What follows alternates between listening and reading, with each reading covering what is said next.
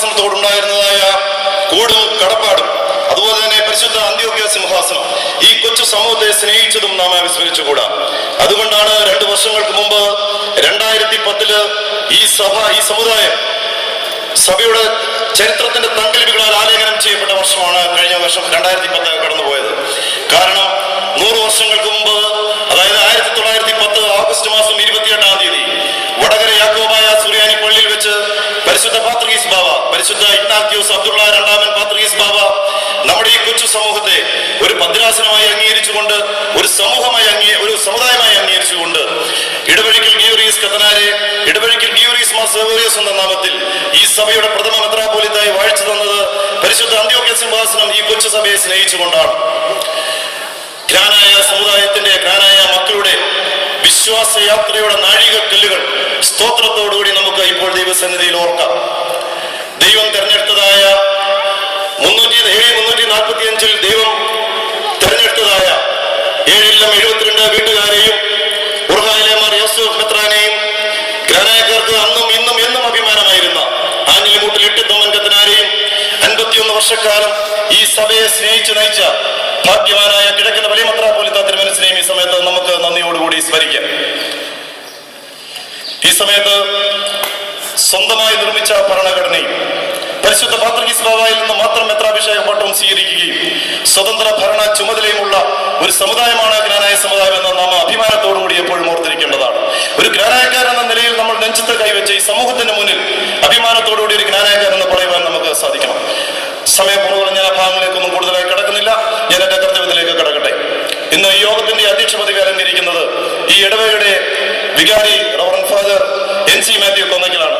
നമുക്കറിയാം, വളരെ കുറച്ചു നാളുകൾ കൊണ്ട് ഈ ഇടവകയുടെ പ്രിയങ്കനായിട്ടിരിക്കുന്ന ബഹുമാനപ്പെട്ട അച്ഛൻ കൃത്യമായ സമയത്ത് കൃത്യമായ അഭിപ്രായങ്ങൾ പറയുകയും എടുത്ത തീരുമാനങ്ങൾ ഉറച്ചു നിൽക്കുകയും ചെയ്യുന്ന ഒരു ശ്രേഷ്ഠമായ സ്വഭാവ സവിശേഷത ബഹുമാനപ്പെട്ട അച്ഛനിൽ നമുക്ക് ദർശിക്കുവാനായി കഴിയും. ഇവിടെ കൂടിയിരിക്കുന്ന എല്ലാവരുടെയും പേര് വളരെ സന്തോഷപൂർവ്വം ബഹുമാനപ്പെട്ട അച്ഛനെ ഈ യോഗത്തിലേക്ക് സ്വാഗതം ചെയ്യുകയാണ്. അതുപോലെ തന്നെ ഈ യോഗം ഉദ്ഘാടനം ചെയ്യുവാനായി നമ്മുടെ ഇടയിലേക്ക് എഴുന്നള്ളിയെത്തിയിരിക്കുന്നത് റവറൻ ഇമ്മാനുവേൽ ഗരീബാണ്. Now let me welcome Reverend Emmanuel Garib, who is the president of NECK. On behalf of Kuwait Granaya community, I warmly welcome Reverend Emmanuel Garib on this wonderful occasion.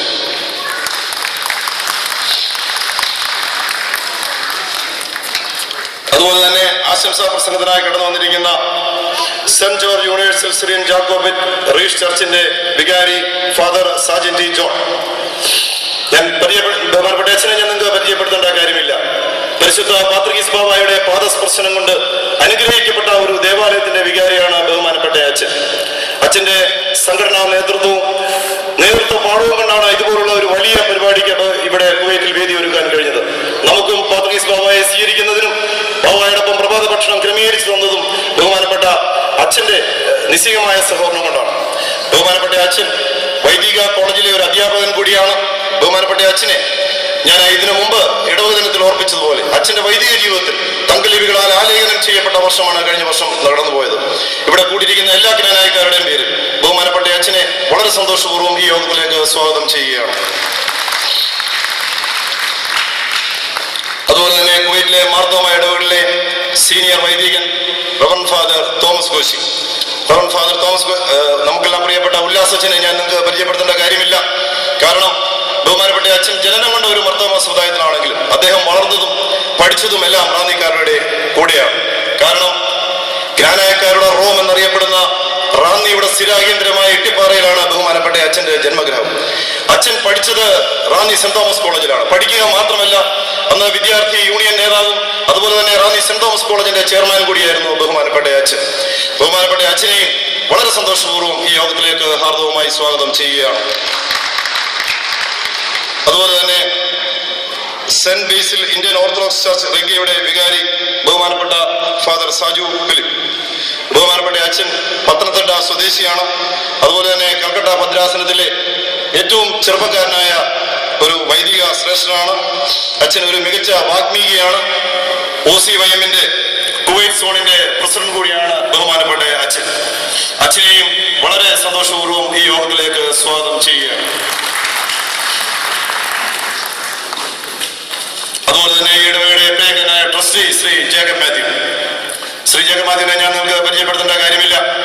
ഈ പള്ളി രൂപീകരിച്ച കാലം മുതൽ ഇതുവരെയും ഇടവകയുടെ എല്ലാ പ്രവർത്തനങ്ങൾക്കും ഭാരവാഹിയാണെങ്കിലും അല്ലെങ്കിലും നേരിട്ടും അല്ലാതെയും എല്ലാ പ്രവർത്തനങ്ങൾക്കും ചുക്കാൻ വഹിക്കുന്ന നമുക്കൊക്കെയും പ്രിയപ്പെട്ട നമ്മുടെ സ്വന്തം സാമൂഹ്യനെ ഈ യോഗത്തിലേക്ക് ഹാർദവമായി സ്വാഗതം ചെയ്യുന്നു. അതുപോലെ തന്നെ NECKയുടെ സെക്രട്ടറി ബഹുമാനപ്പെട്ട കോശി സാർ ഇപ്പോൾ ഇവിടെ കടന്നു വന്നിരിക്കുകയാണ്. നമ്മുടെ എല്ലാ പരിപാടികളും നമ്മൾ ക്ഷണിക്കുന്ന എല്ലാ പരിപാടികളും